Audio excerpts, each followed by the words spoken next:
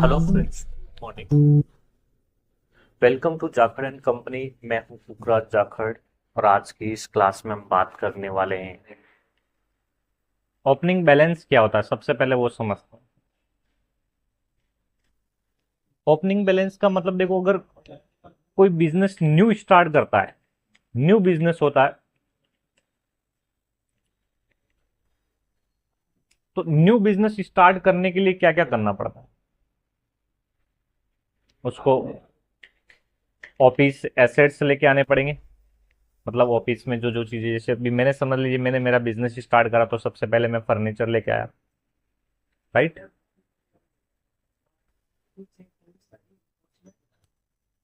तो जब मैंने ऑफिस स्टार्ट करा था, तब मैंने सबसे पहले क्या लेके आया, मैं ऑफिस के लिए फर्नीचर लेके आया था। ऑफिस सेट्स यानी फर्नीचर। फिर मैं कंप्यूटर लेके आया। फिर फैन, एसी,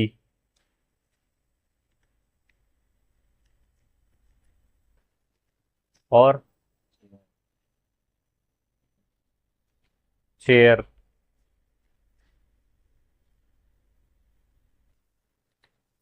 और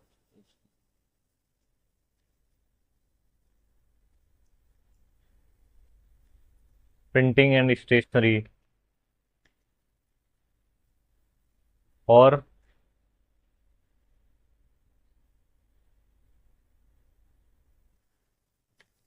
सीसीटीवी कैमरा लगाए, और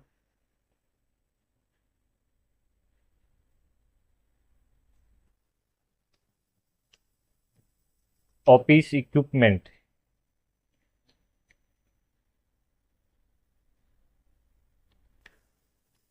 ऑफिस से छोटे मोटे जो ऑफिस के जो चीजें थी, वो बैठने के लिए, जैसे सोफा हो गया या फिर और अदर कुर्सी जो हो गई, वो सब सारी चीजें लेके आया। तो जब न्यू बिजनेस स्टार्ट करा था, तो मैंने यहाँ पे ये क्या लेके आया, मैं इतनी सारी चीजें लेके आया। और मैंने एडवांस दिया, रेंट।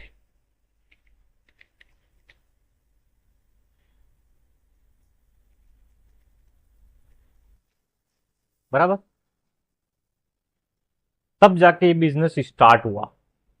अब ये सारी चीजें जब मैं मेरा अपना बैलेंस शीट बनाऊंगा, तो सबसे पहले मैं ओपनिंग के रूप में इसको रखूंगा कि भाई मैंने ये लगा करके, या मैं इतनी कैपिटल लगा करके मैंने बिजनेस स्टार्ट करा। तो ये मेरी, जब भी मैं मेरा बैलेंस शीट बनाऊंगा, करंट जिस ईयर में मैंने स्टार्ट करा, उस ईयर की बैलेंस शीट बनेगी 31 मार्च को।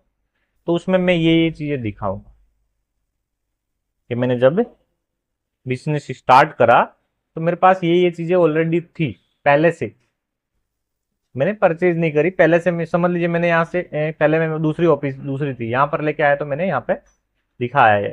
या शुरू में पहली बार में जब ये परचेज करूंगा, तो मैं उसको ओपनिंग के रूप में दिखा दूंगा कि भाई ये चीजें मैं जब बिजनेस स्टार्ट करा तब लेके आया। ओके। और अगर कोई पुराना, जैसे अभी मेरे को किसी को, समझ लीजिए यहाँ पर नया बिजनेस था, तो किसी को देना नहीं था पैसा या किसी से लेना नहीं था। अगर ओल्ड बिजनेस होता है, तो उसमें क्या क्या लेके आते हैं, वो स्टॉक्स भी लेके आते हैं कि मेरे पास पुराना स्टॉक है इतना। डेटर्स भी लेके आते हैं कि इतना मेरे को लेना है लोगों से, लेना।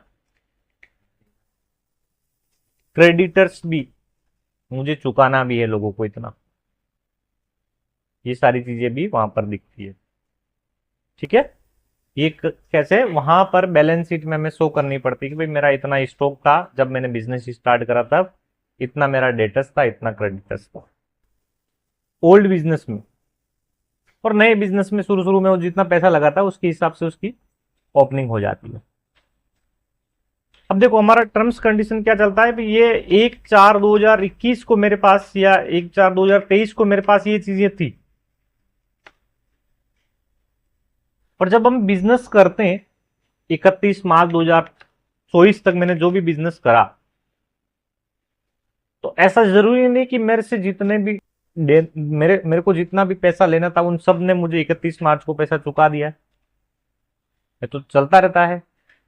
समझ लो मैंने किसी को तीसरे महीने में ही सर्विस दी तो वो मुझे चौथे महीने में पैसा देगा, पांचवें में देगा।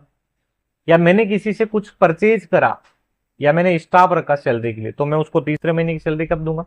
चौथे महीने। उसका खर्चा मैंने कब करा? तीसरे महीने में कर लिया। और मैं सैलरी कब दे रहा हूं उसको? चौथे में। या मैंने जिसको सर्विस दी वो मुझे चौथे महीने में सैलरी देगा, और मेरे यहाँ पर जितने भी स्टाफ से या और दूसरे खर्चे करे मैं उनको अगले महीने में या उसके अगले महीने में पेमेंट करता हूं। ऐसा ही चलता है। तो ऐसा जरूरी नहीं होता है कि भाई ईयर खत्म होते ही सारे पैसे नील हो जाते हैं, कुछ बैलेंसेज बच जाते हैं, कुछ बैलेंस बच जाते हैं। तो जो बैलेंस हमारे पास बच जाते हैं 31 मार्च 2024 में, वो 1/4/2024 को नया ईयर हो जाता है स्टार्ट। उस 1/4/2024 में 31/3/2024 को जो बैलेंस बचा उससे हम कहते हैं क्लोजिंग बैलेंस। क्योंकि मेरा जब मैंने बैलेंस शीट को क्लोज करा तब मेरे पास 10 लाख रुपए का स्टॉक था, मेरे को 50 लाख लेना था और 30 लाख रुपए मुझे चुकाना था। ये कब हुआ? 1/4/2023 से लेके 31/3/2024। तो ये 30 लाख, ये 50 लाख और ये 10 लाख का स्टॉक जो था, ये 1/4/2024 में हम यूज करेंगे या 1/4 के बाद उनसे पैसा तो मांगेंगे। तो 31/3/2023 से लेके 31/3/2024 में हमने जिन जिन लोगों के साथ काम करा और उनका पैसा 31 मार्च 2024 तक चुकाना बाकी रह गया बैलेंस शीट में, वो सारा 31 मार्च 2024 को क्या कहलाता है? क्लोजिंग बैलेंस कहलाता है। और वो क्लोजिंग बैलेंस 1/4/2024 में ट्रांसफर होता है तो उसे कहते हैं ओपनिंग बैलेंस।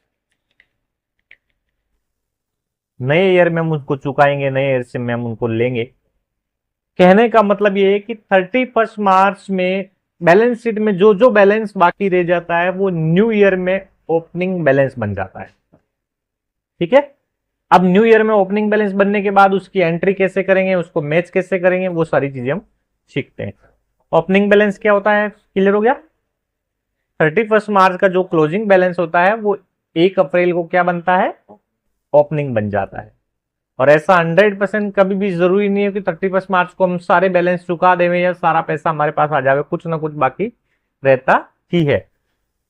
लास्ट ईयर के क्लोजिंग बैलेंस का जो भी पेंडिंग क्लोजिंग बैलेंस रहता है वो न्यू ईयर में क्या बनता है? ओपनिंग बैलेंस बन जाता है। तो देखो यहां पर मैं आपको एक दिखाता हूं डिटेल्स में कैसे हुआ। जैसे अभी समझ लीजिए एक मेरे पास एक फर्म है, ये पार्टीज है। यहां पर मैंने क्या करा, 31 मार्च को उसका बैलेंस बना, ये उसकी बैलेंस शीट थी। ये बैलेंस शीट कब की है? 31/3/2023 की बैलेंस शीट है, राइट। तो 31/3/2023 में जो बैलेंस शीट में जो बैलेंसेस दिख रहे हैं वो 1/4/2024 में क्या हो जाएगा? ओपनिंग हो जाएगा। कि भाई 31/3/2023 को जब मैंने बैलेंस शीट क्लोज करी या फाइनेंशियल ईयर को क्लोज करा तब मेरे पास खुद का पैसा इतना था। कितना? 65,40,655 मेरा खुद का पैसा था। मेरे पास इतनी एसेट्स थी, इतना मैंने लगा रखा था, इन्वेस्टमेंट कर रखा था, इतना मेरे पास स्टॉक था, इतना मुझे लोगों से लेना था, इतना मेरे पास कैश और बैंक में बैलेंस था, और इतना मैंने लोगों को उधार दे रखा था, और इतने का मैंने लोन ले रखा था, सिक्योर लोन, इतने का मैंने अनसिक्योर लोन ले रखा था, और इतना मुझे चुकाना था। ये कब की बैलेंस शीट है? 31/3/2023 की। ये 1/4 में क्या बनेगी? ओपनिंग बनेगी। तो देखो यहां पर मैंने ये सारा का सारा ओपनिंग में डाला कि नहीं डाला? देखो मैं आपको दिखा देता हूं। यहां पर जो भी मेरे पास बैलेंस शीट में, और बैलेंस शीट में जो जो बैलेंस बाकी होता है वो 1 अप्रैल को ओपनिंग बनता है।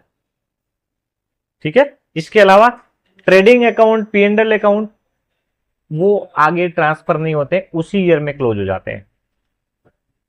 सिर्फ और सिर्फ बैलेंस शीट में जो बैलेंस बाकी रहता है वही आगे ट्रांसफर होता है। क्लियर? अब जैसे यहां पर 31/3/23 को हमने बैलेंस शीट बनाई थी। देखो ये पहले तो ये बैलेंस शीट मैच खा रही कि नहीं खा रहे वो देखते हैं एक बार के लिए। जैसे यहाँ पर देखो बैलेंस शीट में, ये बैलेंस शीट किसने फाइल करी थी? ये सीए ने फाइल करी है। ऑडिट रिपोर्ट में जो गया देखो यूडीआई नंबर लिखा हुआ, मतलब उन्होंने एक सीए साहब है उनके जिन्होंने ये बैलेंस शीट बनाई कि भाई ये आपका ये क्लोजिंग था। हमारी बुक्स में वो बैलेंस शीट में बैलेंस आ रहा कि नहीं आ रहा? तो देखो ये कैपिटल अकाउंट है, कितना है? ये 31 मार्च 2023 की बैलेंस शीट मैं आपको दिखा रहा हूँ, 65,40,655.53। तो यहां पर देखो 65,40,653 आ रहा कि नहीं आ रहा है? 65,40,655.53 मैच हो रहा है हमारा। ये 31/3/23 में मैच हो रहा है। अब ये सेम 1/4 में ओपनिंग में गया कि नहीं गया? तो देखो 22-23 की जगह मैं 23-24 ओपन करता हूं और यहां पर मैं क्या करता हूं? ओपनिंग बैलेंस ओपन करता हूं। तो देखो यहां पर ओपनिंग बैलेंस मैंने ओपन करा, तो देखो यहां पर टोटल कितनी आ रही है? 1,16,78,876 कितनी आ रही है? ठीक है, 1,16,78,544 आ रहा है यहाँ पर आ रहा है। अभी देखो इसकी बैलेंस शीट में आपको दिखाता हूँ ओपनिंग वाली, वो डिफरेंसेज इसलिए आ रहा है कि एक मिनट ओपनिंग बैलेंस रिपोर्ट खोलता हूं।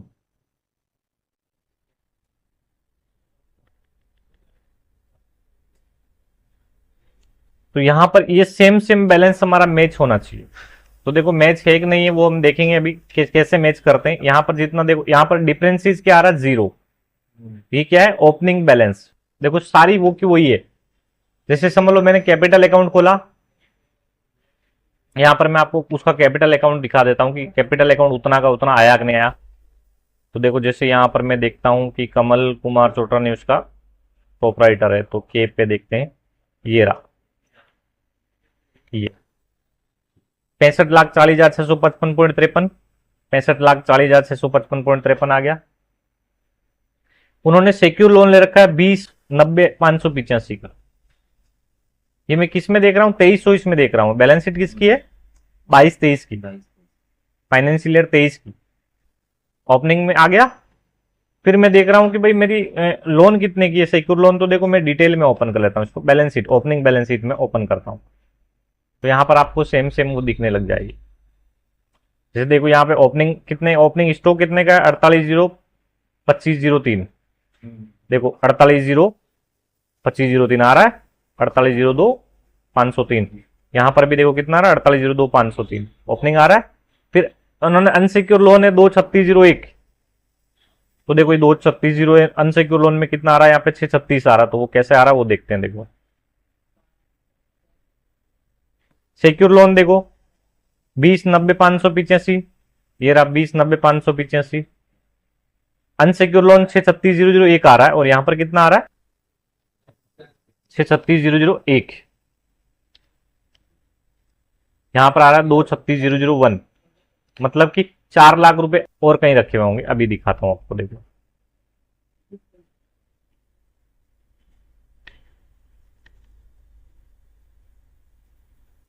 इधर कहीं होगा वो।